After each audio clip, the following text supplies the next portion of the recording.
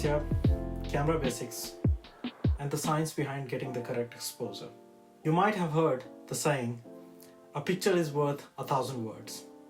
And I have learned there are thousands of things that goes into making for a good photo. Of course, that number is used as a metaphor. However, in this video, I wanted to talk about one of those thousands. The science behind getting the correct exposure in your photo. The word exposure means the intensities of light recorded by the sensor or film that dictates the overall brightness or darkness of the final image. A correctly exposed image paired with a creative vision is what makes the photo interesting. In this video, let's focus on getting the technical aspects right. If you only take pictures on your smartphone, most of the things that we are going to cover in this video will still apply to you, since most of the smartphones these days allow you to dial in your settings manually in Pro mode. Getting a correctly exposed photo is more of a science than art itself. So in this video, let's talk about the science part of it, and we'll spare the art part for some later video. You will often hear the term exposure triangle that photographers like to use, because getting a correctly exposed photo comes down to 3 settings in your camera, and those are ISO, shutter speed, and aperture. All 3 of these settings combined affects the overall light in the final image. So before we jump into the relationship between these 3, let's first try to understand how they affect your final image. The first one to talk about would be ISO. ISO means how sensitive the film or the sensor of your camera is at any given time. In film photography, you don't have many options to change the ISO, the sensitivity of the film itself.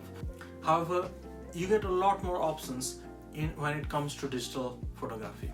You can set your ISO setting somewhere from 100 to 6400. Most of the modern digital cameras goes way beyond these numbers. Higher the ISO means brighter the final image. So you might say, why not set your ISO to the highest number possible? You see, setting an ISO, although increases the sensitivity of the sensor, it also brings in a lot more noise to the image. So it is always desirable to keep your ISO to the lowest setting possible. In most of the cameras, your ISO will go down to 100, which is the base set ISO of your camera, and that is the point where the camera performs the best and has the least noise in your final picture.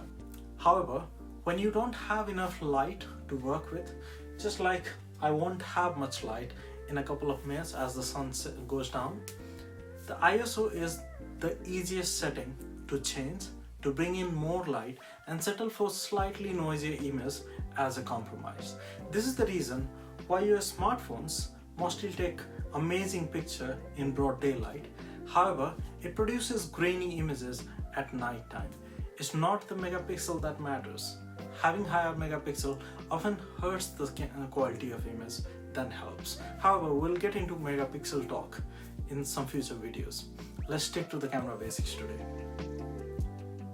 Just like you would have curtain to control the light coming from your window, cameras also have curtain in front of the sensor that cuts the light from entering into the camera. This usually happens in a blink of an eye, usually a fraction of a second. However, it can sometimes go up to a couple of seconds as well, or even hours in some specific cases. That means longer the shutter speed, more light gets onto the sensor, hence brighter image, and otherwise is also true. So you might think if you open your shutter for a longer period of time to capture more light, you will end up with higher quality image. But that's not true and may not work for all the cases.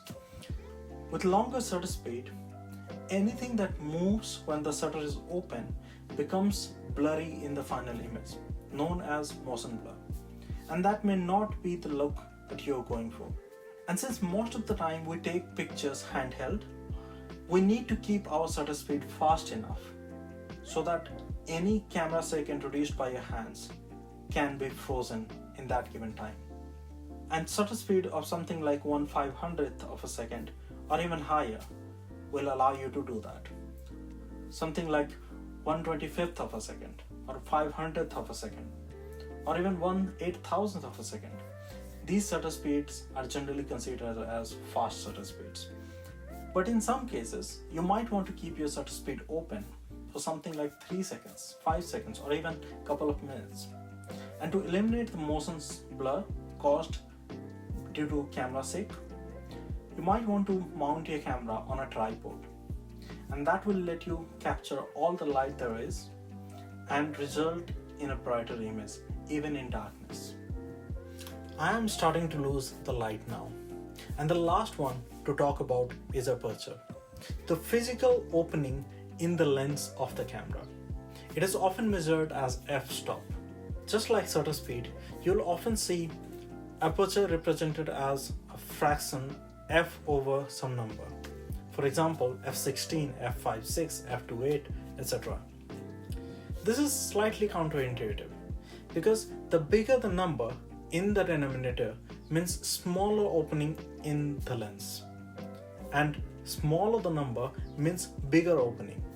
Hence, if you have a bigger opening in your lens, that means there's more space for light to pass through, hence brighter image. You will often see the opening in your lens physically become bigger and smaller as you change the aperture value. It works just like human eye.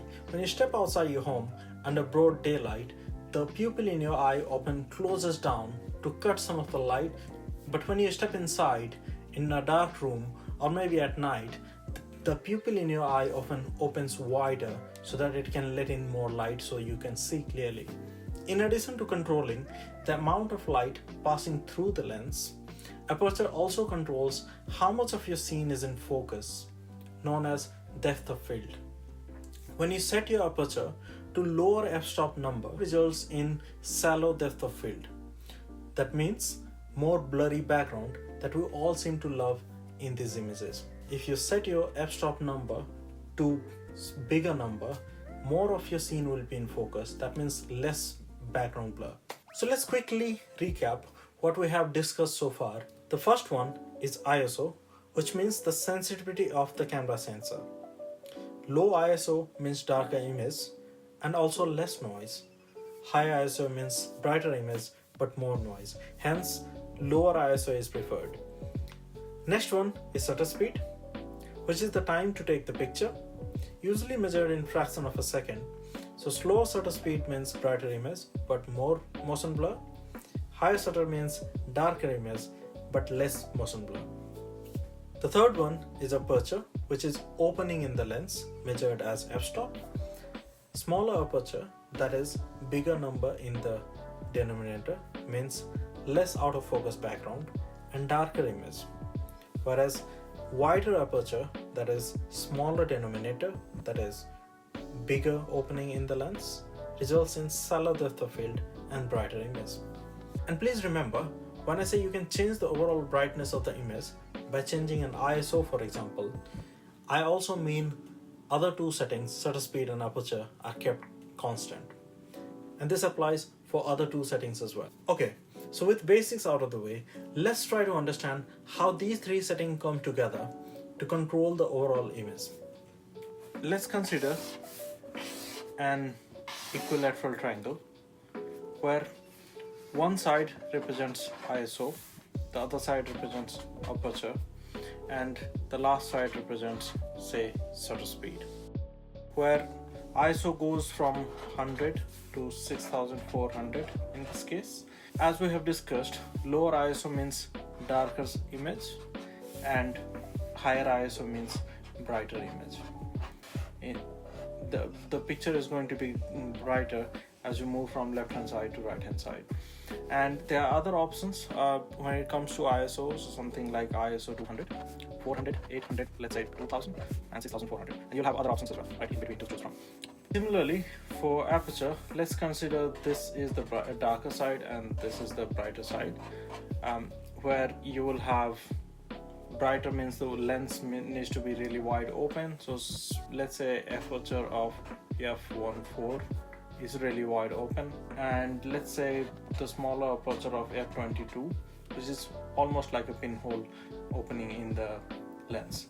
And there will be other options in between like f2, f4, f5.6, f11, f16, and so on. As you go from bigger number to smaller number, the brightness decreases, right? So similarly, for shutter speed, let's say your camera can go from, let's say, 5 seconds, but cameras can open up to 30 seconds. In some cases you can even open your camera for hours, but that's not the point. We'll limit to some sensible numbers. Let's say the slowest shutter speed you can pick is 5 seconds, and the fastest that your camera can go is, let's say, 4,000th of a second, right?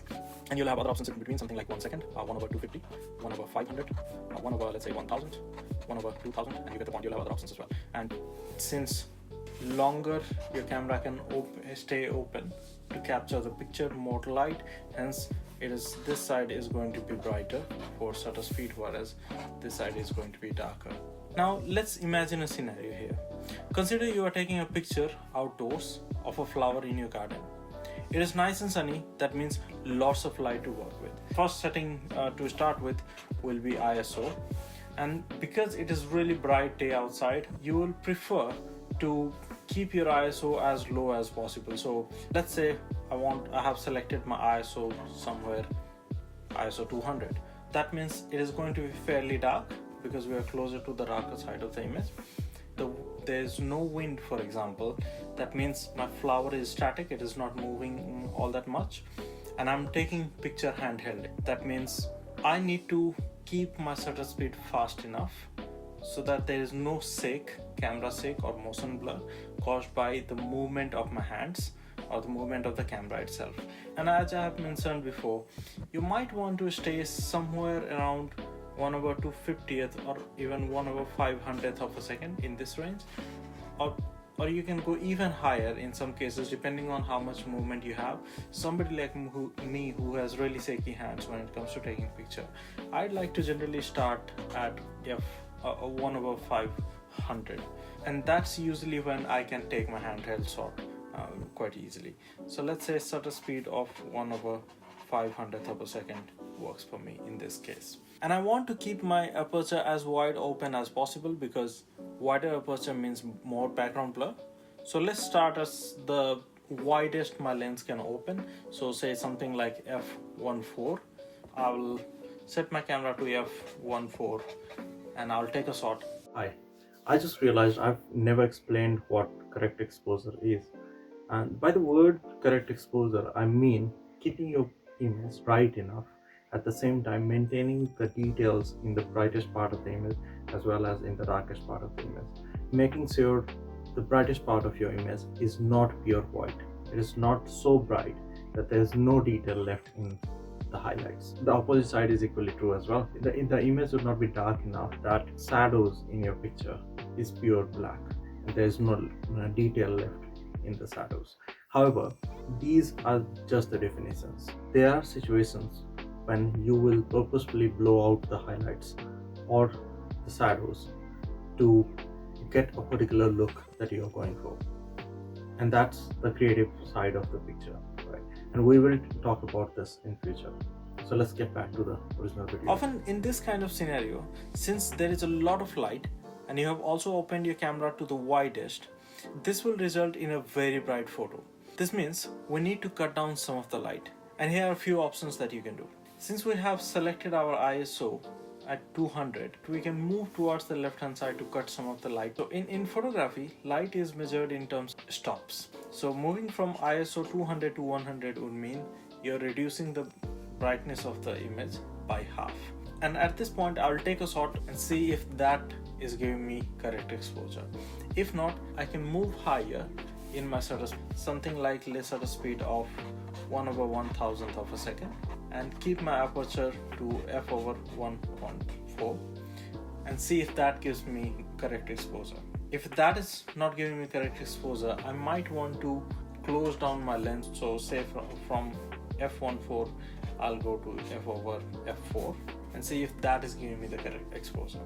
And usually at this point you'll have good understanding of exposure, and I'll spare you with my poor drawing skills. And what I've done is I've gone ahead and printed out better exposure triangle. I'll try to link this image in the description below that you can go ahead and download.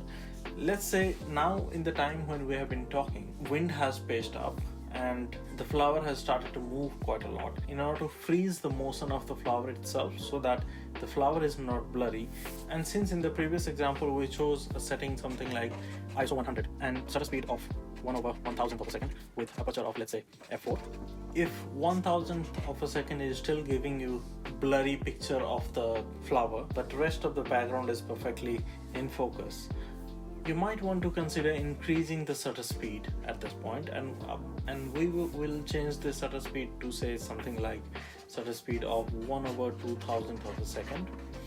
And by changing your shutter speed from 1/1000 to 1/2000th of a second, you have cut down the light into half. That means you need to find a way to increase the amount of light by changing other two settings, and you have two options. As an option 1, you can go ahead and change your ISO from 100 to 200. That will give you one stop of light, and that will again balance out the exposure of your image. Or as an option 2, you can still keep your ISO to ISO 100, but you can bring your aperture up to say f2.8, and this will again bring in one additional stop of light, and it will again balance out the picture. So that's the exposure triangle. And I know this can be a lot to digest, especially if you are hearing these terms for the first time. As with anything in life, understanding the right settings in the camera is a thing of practice. And eventually, this will become a muscle memory, and you will be able to dial in the settings as you walk into the scene automatically, or at least be in a close neighborhood. I'm aware that in this video, we went from auto mode to full manual. However, there are other semi-automatic modes in your camera where you decide which setting you want to control manually and let the camera set other two settings for you. For example, in shutter priority mode, you will only be responsible to set shutter speed of your camera, and the camera will set the ISO and aperture value for you. And similarly is aperture priority mode, where you set the aperture and camera sets the rest of the room. However, given the length of this video, let's talk about these semi-automatic or priority modes in some future video. If all of this still sounds overwhelming to you and would rather stick with your phone to automatically decide the right settings for you, that's perfectly fine. Having watched this video, when you have got time, you can always try and practice these settings in the pro mode of your phone, and there you may be able to set up the ISO and shutter speed values, but you will not have the freedom to set your aperture value, since aperture comes from the properties of the lens itself. It's the physical opening in the lens, which you don't have a lot of flexibility with smaller camera module in your phone. Balancing the exposure triangle is a thing of practice that photographers learn with years of practice by photographing different subjects in different lighting situations. If you have made it this far, thank you so much. For more videos like this, consider subscribing to the channel and share this video with somebody who you might think will get value from this video. And do let me know what you think of this video in the comments below. And until next time, take care.